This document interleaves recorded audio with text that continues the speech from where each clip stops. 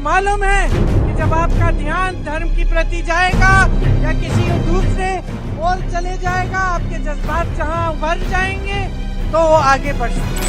Congress party ने अपने manifesto में बजरंग बली को थाने में बंद करने का निर्णय किया है। ये रक्षा करते हैं हमारी। मोदी जी आपसे भी यही रक्षा करते हैं हमारी। इनसे आप तुलना कर रहे हैं बजरंग दल की। जब पोलिंग बूथ में बटन दबाओ ना, तब जय बजरंग बली बोल करके सजा दे देना। कर्नाटक में विधानसभा चुनाव की वोटिंग से ठीक पहले एक नाम काफी चर्चा में है, जिसके इर्द गिर्द पैदा हुई बहस की गूंज देश के कई हिस्सों में सुनाई दे रही है। ये नाम है बजरंग दल।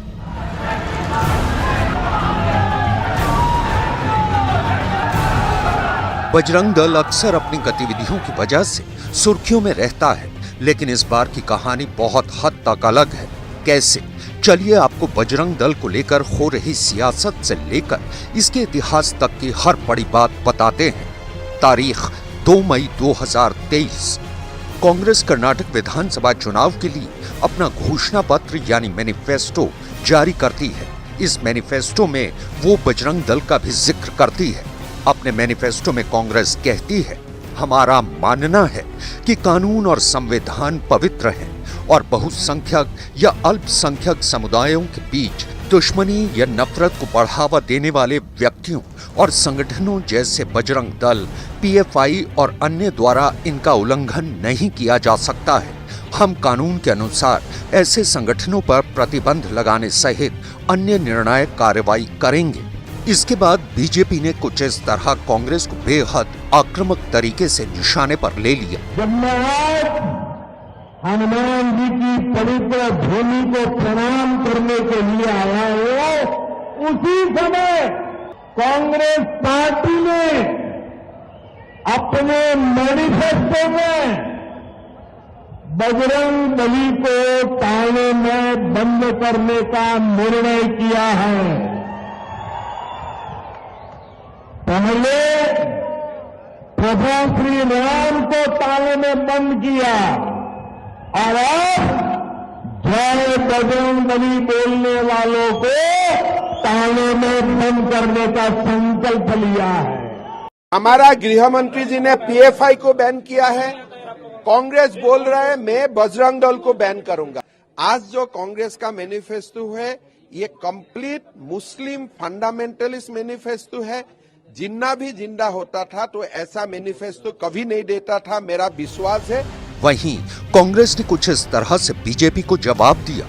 ये ध्रुव सक्सेना जिस दल के हों, उनको आप मेरे आराध्य देव हनुमान जी से कंपेयर करेंगे, बजरंग बली से कंपेयर करेंगे? ये रक्षा करते हैं हमारी। मोदी जी आपसे भी यही रक्षा करते हैं हमारी। इनसे आप तुलना कर रहे हैं बजरंग दल की, जिनके विषय में आपके अपने नेता ज्योतिरादित्य सिंधिया ने क्या कहा था, याद है 2017 में, कि ये आईएसआई से संबंधित लोग हैं, आईएसआई सर्टिफाइड पार्टी है। If you don't violate the law and the constitution, you are safe. Why are you worried? हालांकि कांग्रेस ने यह भी कहा कि अगर कोई संविधान या कानून का उल्लंघन नहीं करता तो वो सुरक्षित है। इनका उल्लंघन करने वालों को ही चिंता करनी चाहिए। इस मामले पर कांग्रेस ने एक तरफ ये बताने की कोशिश की है कि बजरंग दल और बजरंग बली का कोई सीधा संबंध नहीं है। इस दलील के आधार पर उसने बीजेपी पर आक्रामक होकर पलटवार भी किया है। दूसरी तरफ कांग्रेस बजरंग बली को लेकर बचाव के अंदाज में भी दिख रही है। न्यूज एजेंसी पीटीआई के मुताबिक कांग्रेस ने कर्नाटक में हनुमान मंदिरों के निर्माण और जीर्णोद्वार का वादा भी किया है। कर्नाटक कांग्रेस चीफ डीके शिवकुमार ने कहा है,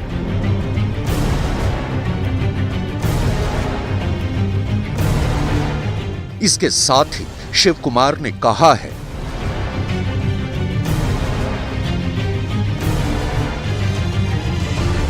वहीं कांग्रेस के वरिष्ठ नेता और कर्नाटक के पूर्व मुख्यमंत्री एम वीरप्पा मोइली ने कहा है कि कांग्रेस ने नफरत की राजनीति के खिलाफ सुप्रीम कोर्ट की कड़ी टिप्पणियों की पृष्ठभूमि में घोषणा पत्र में बजरंग दल जैसे संगठनों के खिलाफ कार्रवाई का जिक्र किया था।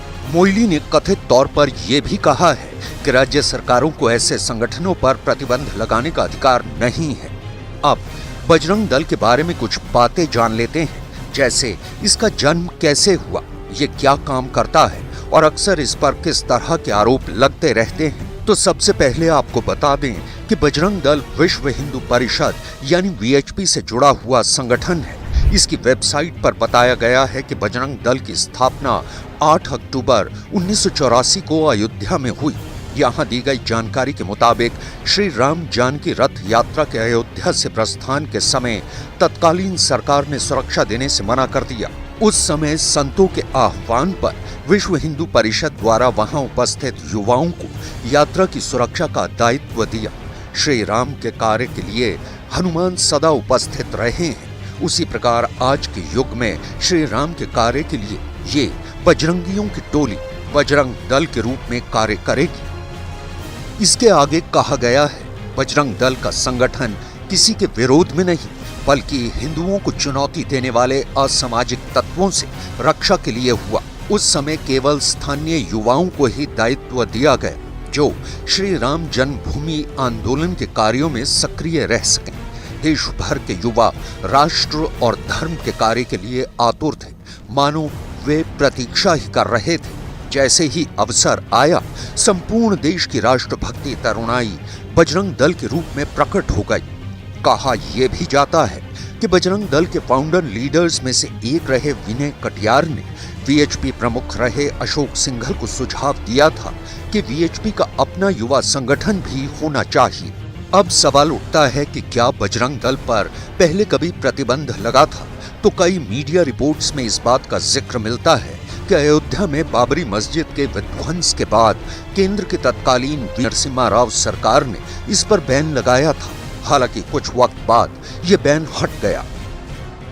बात आरोपों की करें तो बजरंग दल पर पार्कों में नैतिकता के नाम पर कपल्स को परेशान करने, अवैध धर्मांतरण रोकने, गोरक्षा करने और तथाकथित लव जिहाद से लड़कियों को बचाने के नाम पर अल्पसंख्यकों को परेशान करने से लेकर उन गतिविधियों के खिलाफ हिंसक प्रदर्शन करने तक के आरोप लगते रहते हैं जो उसे हिंदू धर्म की भावनाएं आहत करने वाली लगती हैं। अब ये भी जान लेते हैं कि बजरंग दल अपने कामकाज के बारे में क्या कहता है।